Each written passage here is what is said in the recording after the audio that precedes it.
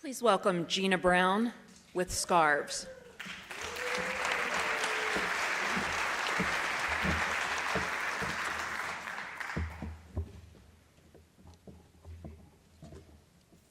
Loud voices and sudden movements.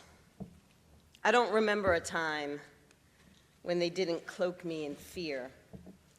I suspect in the 5 years before I was adopted, during this undocumented time, loud voices and sudden movements happened, solidifying their place in my world. What I do remember is that people would loudly and suddenly come to the foster home.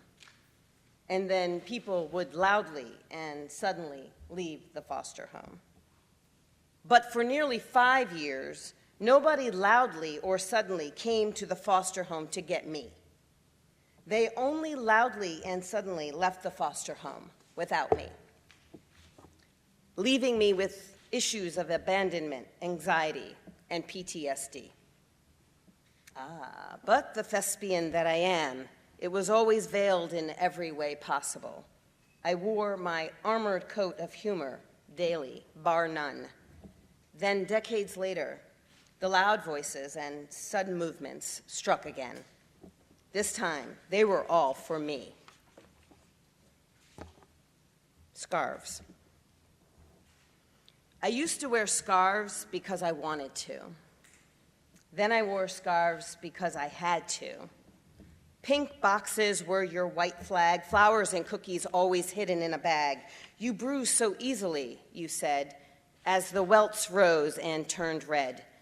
Yesterday we laughed with every breath. Today I'm hoping not to meet my death. As deep as my voice is, I'm only 5'1". You at 6'4", each arm is a gun. The same hands that caressed and held me belonged to a monster I tried not to see. I pressed 9 on my phone, but then you took it away. Please don't, you said, it will ruin our day.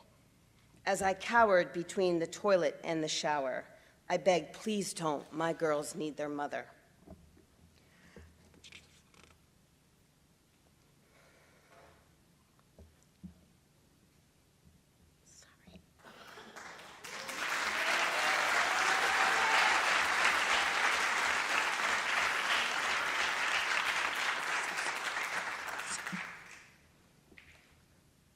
My fear should have directed my steps away, but I always thought tomorrow is a new day. I'm so sorry. My intellect knew better, but my closet just got a thicker sweater. I wanted to help you, but I needed to live. My health was failing. I had nothing else to give. Nobody knew the secret I kept. By day, I smiled. By night, I wept. The EKG said heart attack. The doctor said stop. It was time for goodbye because I was about to drop. I got new scarves, so colorful and hip, that I now proudly wear, no longer under your grip. The box. You kept me in the box because that was comfortable for you. I stayed in the box because making you comfortable was comfortable for me, until it wasn't. Untied my wings, and I realized I could fly. I unlocked my voice and realized I could sing. I unbroke my heart and realized I could love. I unheard your no's, and I heard my yeses. I uncurled my fingers, and I started to write. I unfelt your judgment, and I was 200 pounds lighter. I unclogged my lungs, and I breathed again. I unburied my soul, and I could no longer fit in the box. We filter our lives for you, the public. We only want you to see our finest angle, so we erase the truths, delete the flaws, and add shadows. We squeeze into boxes in which we never truly fit. One day, I just kicked open the box, and I started writing.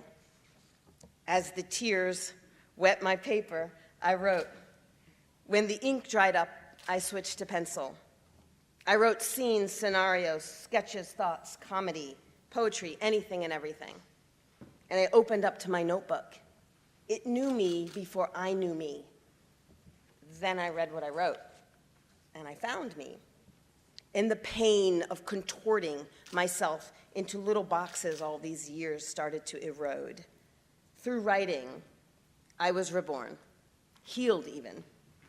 We don't give ourselves permission to really know who we are because the knowledge is an open wound. And when we take off the Band-Aid, the air stings.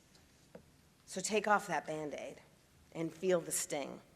Write, dance, sing, cry, shout, love. Because after the scab peels, you'll have a shiny new layer of skin. I'm Gina Brown, and this is my brave. Thank you.